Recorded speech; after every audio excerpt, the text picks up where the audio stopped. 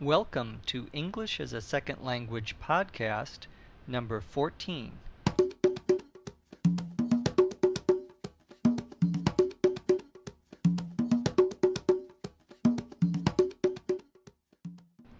Welcome to English as a Second Language podcast number 14. My name is Dr. Jeff McQuillan, coming to you from Los Angeles, California, at the Center for Educational Development. If this is your first time listening to our podcast, please go to our website at www.eslpod.com. That's www.eslpod.com to find out more information about these podcasts.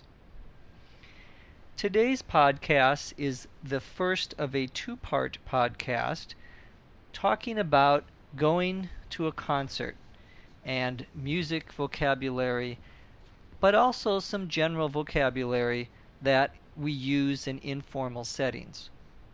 Tomorrow will be part 2 of the podcast.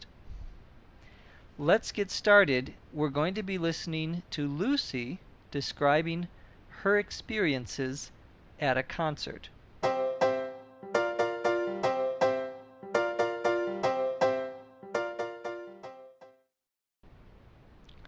I heard on the radio this morning that my favorite band was going to be in concert next month. I was so excited. The first thing I did was to call my friend Ben, who is also a big fan of the band. Not only was the band playing in town, they were going to play at a bar called The Whiskey. The Whiskey is known as a small, intimate venue, so we'd be able to get close to the band. It's not a big amphitheater where you can't even see the band from the nosebleed section. This would be the ultimate concert experience, if only we can get tickets. I was sure that the tickets would sell out fast when they went on sale on Saturday morning. So Ben and I decided to camp out in front of the box office on Friday night. That way, when the box office opened on Saturday morning, we would definitely get tickets. We grabbed a bite to eat on Friday night. Then we got dressed in our warmest clothes and took our sleeping bags to the ticket office. This was around 8 p.m. When we got there, I couldn't believe it. There was already about 15 people in line. And I was sure we'd be the first ones. Oh well. Ben and I got into the back of the line, and we barely got any sleep. We talked to the other people there, and we just hung out all night. Nothing got out of hand, though, so we didn't get hassled by the cops. By morning, there were more than 50 die-hard fans in line.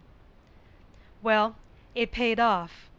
When the box office opened at 9 a.m., we filed up to the window one by one and got our tickets. It was all worth it. I heard afterwards that the concert sold out in less than a half hour. I'm so glad we braved the elements and camped out. I really can't wait until next month.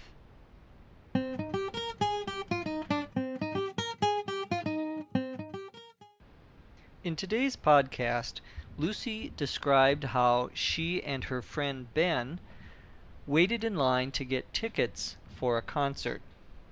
There were several vocabulary terms she used that we often hear in talking about concerts and music, and some in a more general sense. Let's start off with the expression to be in concert. When we say that a musical group, a band, is going to be coming to your town, we say that they are going to be in concert here. So, for example, a few years ago, the Rolling Stones came to Los Angeles. They were in concert. We can often also say they are in concert at, and then give the name of the place. So they are in concert at Dodger Stadium, Dodger Baseball Stadium. Another word for the place where you hear music is venue. Lucy mentioned how she was going to a bar that was a small, intimate venue. Here, intimate just means you are all very close to each other in the place. Venues can be bars. A music venue could be a concert hall. A music venue could be anywhere where you play music and listen to a concert. Lucy mentioned that it was not in a big amphitheater. Amphitheater is a huge or very large theater for listening to music. It's traditionally associated with the amphitheaters of ancient Greece that were built up on the side of the hill where the great Greek tragedies and comedies were seen. We use the term now, however, to mean any huge auditorium, large place for listening to music. Lucy mentioned that she was hoping they would get tickets that were not in the nosebleed section. This is an informal expression which means a place so far up, so far away from the stage that you would get a nosebleed from it. A nosebleed, of course, is when blood comes out of your nose. If you go up to a very high place, you sometimes can get a nosebleed. So the nosebleed section is way far away from the stage, high up in the venue. Lucy mentioned that they needed to buy tickets and wait in line before they would sell out. To sell out means that you sell all the tickets that are available. So we often say, that band is very popular. Their concert is sure to sell out, meaning all of the tickets will sell very quickly. When the tickets do sell, we say the concert is sold out.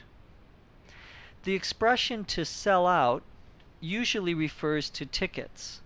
However, sometimes we use the expression to sell out to mean to compromise your principles, to do something that is against your own beliefs for money or for some reward. But here it just refers to tickets.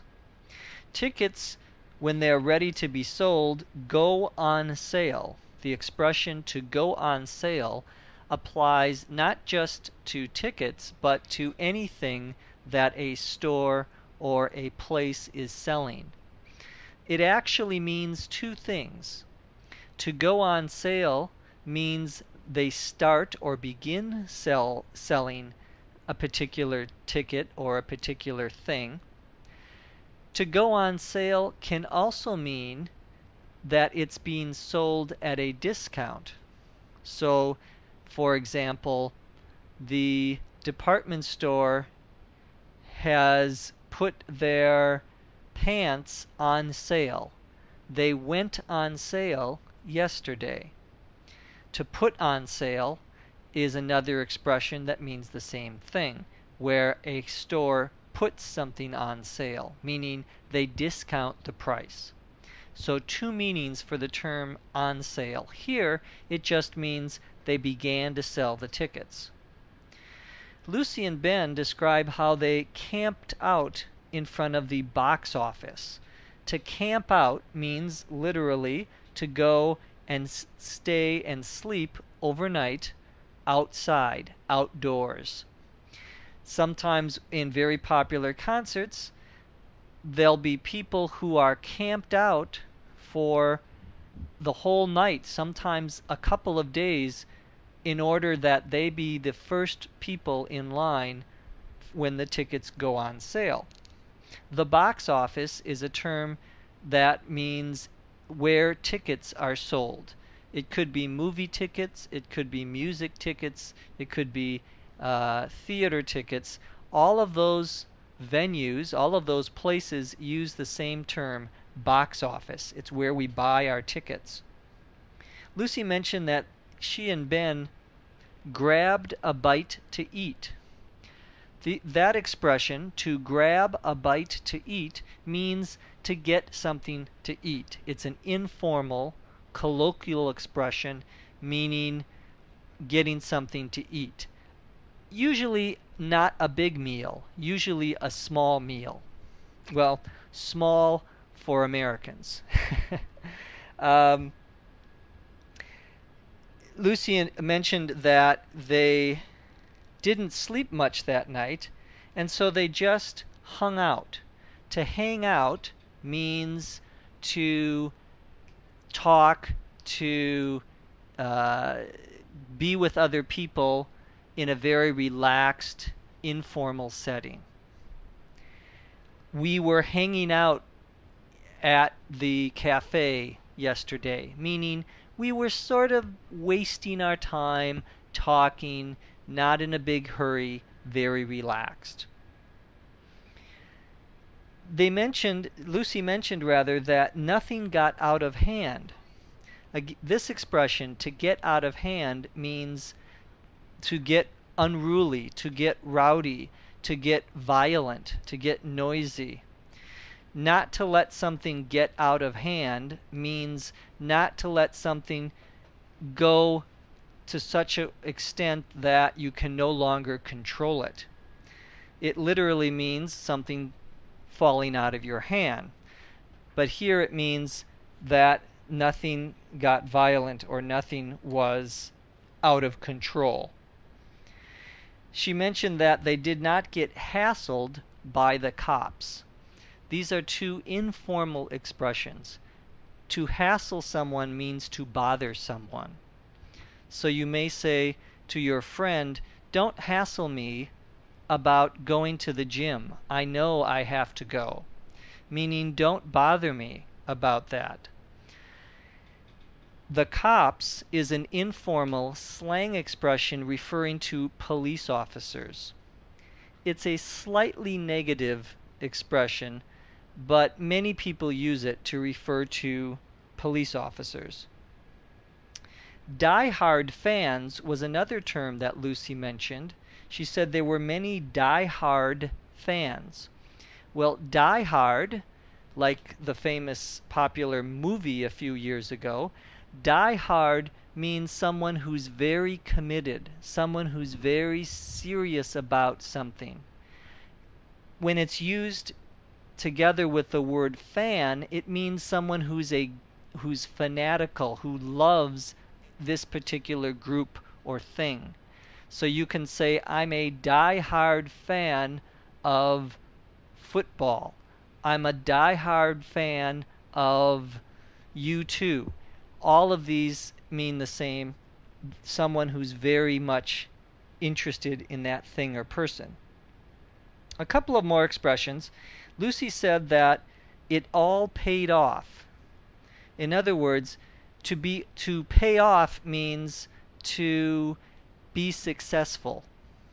I hope that the work I put into this project pays off, means I hope it is successful. Finally, Lucy mentioned how she and Ben braved the elements. To brave the elements means to go outside where the weather is not very good. It may be raining, it may be cold, it may be snowing.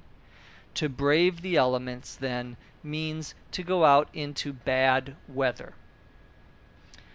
Well, that's going to conclude our ESL podcast number 14. our podcasts get a little bit longer every day. Sometimes they'll be 5 to 7 minutes, sometimes they'll be 10 to 15 minutes. Once again, if you are listening, we encourage you to email us your suggestions and ideas to eslpod@eslpod.com, or go to our website www.eslpod.com, and our email address is found there as well. Thank you again for listening, and we'll see you next time.